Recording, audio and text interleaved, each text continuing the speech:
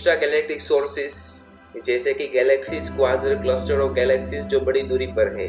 इसका मतलब यह है कि सामान्य तौर पर वे बेहोश दिखाई देते हैं, भले ही वे आंतरिक रूप से चमकदार हो। उनको बड़े रेखीय विस्तार के बावजूद उन्हें बहुत छोटे कोने आकार के रूप में भी देखा जा सकता है। वास्तव में केवल 3 एक्स्ट्रा गैलेक्टिक सोर्सेस नग्न आंखों से दिखाई देते हैं: एंड्रोमेडा आकाशगंगा, M31 और बड़े और छोटे मैगेलियनिक बादल।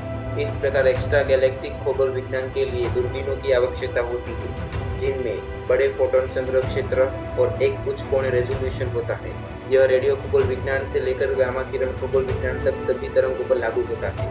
खगोलीय दूरबीनों और उनके उपकरणों के गुणों को विभिन्न मानदंडों द्वारा आंका जा सकता है।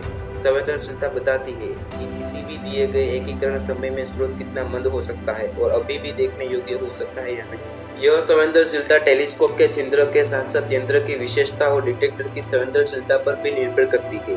उदाहरण के लिए ऑप्टिकल टेलीस्कोप की संवेदनशीलता एक बड़े फैक्टर से बढ़ गई थी जब 1980 के दशक की शुरुआत में CCD ने फोटोग्राफिक प्लेटों को डिटेक्टर के रूप में बदल दिया था। संवेदनशीलता आकाश की ऊपरी सतह पर निर्भर करती है, यानी गैर खगोलीय स्रोतों के कारण होने वाली आकाश की चमक। बसे हुए क्षेत्रों में कृत्रिम प्रकाश ने ऑप्टिकल टेलीस्कोप को दुनिया के अधिक से अधिक दूरस्थ क्षेत्रों में पीछे हटने के लिए मजबूर कर दिया था, जहां प्रकाश प्रदूषण कम से कम हो। आधुनिक सभ्यता की टेलीकम्युनिकेशन इंफ्रास्ट्रक्चर से रेडियो उत्सर्जन के कारण रेडियो खगोलविदों को इस तरह की समस्याएं हैं। टेलीस्कोप का एंगुलर रेजोल्यूशन यह बताता है कि किस एंगुलर सेपरेशन के लिए आकाश में 2 स्रोत अभी भी डिटेक्टर द्वारा अलग किए जा सकते हैं। डिफ्रैक्शन लिमिटेड ऑब्जर्वेशन के लिए, जैसे कि रेडियो टेलीस्कोप या स्पेसबोर्न टेलीस्कोप से किए गए angular resolution delta theta telescope के व्यास d द्वारा सीमित होता है। एक उपकरण का स्पेक्ट्रल रेजोल्यूशन विभिन्न वेवलेंथ को अलग करने के लिए उसकी क्षमता को समझाता है। बड़े आकाश सर्वेक्षणों में टेलीस्कोप और इंस्ट्रूमेंट सिस्टम का होना बहुत महत्वपूर्ण है। उदाहरण के लिए फोटोमेट्रिक सर्वेस की सफलता उन स्पेक्ट्रा की संख्या पर निर्भर करती है जिन्हें एक साथ देखा जा सकता है। ऐसे कार्यों के लिए विशेष मल्टीप्लेक्स स्पेक्ट्राग्राफ का निर्माण किया गया है। इस तरह फोटोमेट्रिक सर्वेस की सफलता आकाश के उस क्षेत्र पर निर्भर करती है जिसे कि एक साथ देखा जा सकता है, यानी कैमरे के दिखने का क्षेत्र।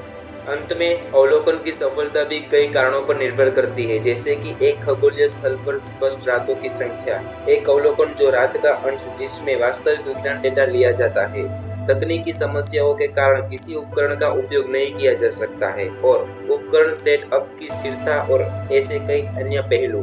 आगे कुछ दूरबीनों के बारे में प्रस्तुत से जानेंगे जो एक्स्ट्रा गैलेक्टिक खगोल विज्ञान के लिए बहुत ही महत्वपूर्ण है। आइए रेडियो टेलीस्कोप के बारे में कुछ बात करते हैं। ऑप्टिकल वेवलेंथ के अपवाद के साथ पृथ्वी का वातावरण केवल बहुत बड़ी वेवलेंथ रेडियो तरंगों के लिए पारदर्शी है। वायुमंडल की रेडियो विंडो कम आवृत्तियों की और लगभग V नियरेस्ट 10 मेगाहर्ट्ज पर कट जाती है, क्योंकि लैम्डा नियरेस्ट 30 मीटर से अधिक वेवलेंथ का विकिरण पृथ्वी के आयोनोस्फीयर द्वारा परावर्तित होता है और इसलिए जमीन तक नहीं पहुंच सकता है। लैम्डा से नीचे नियरेस्ट 5 mm विकिरण वायुमंडल में ऑक्सीजन और जल वाष्प द्वारा तेजी से अवशोषित होता है, इसलिए जमीन की सतह पर लैम्डा नियरेस्ट 0.3 mm जमीन आधारित अवलोकन संभव नहीं है। 1930 के दशक की शुरुआत में मानव जाति ब्रह्मांडीय रेडियो विकिरण के बारे में जागरूक हुई, जब रेडियो एंटीना में तरक्की पाई गई जो विकसित हो रही है। इस रिवॉल्यूशन के स्रोत की पहचान करने के लिए AT&T बेल लैब्स ने कार्ल जांस्की को काम पर रखा, जिन्होंने जांस्कीज मेरी गो राउंड नामक एक मूवेबल एंटीना का निर्माण किया था।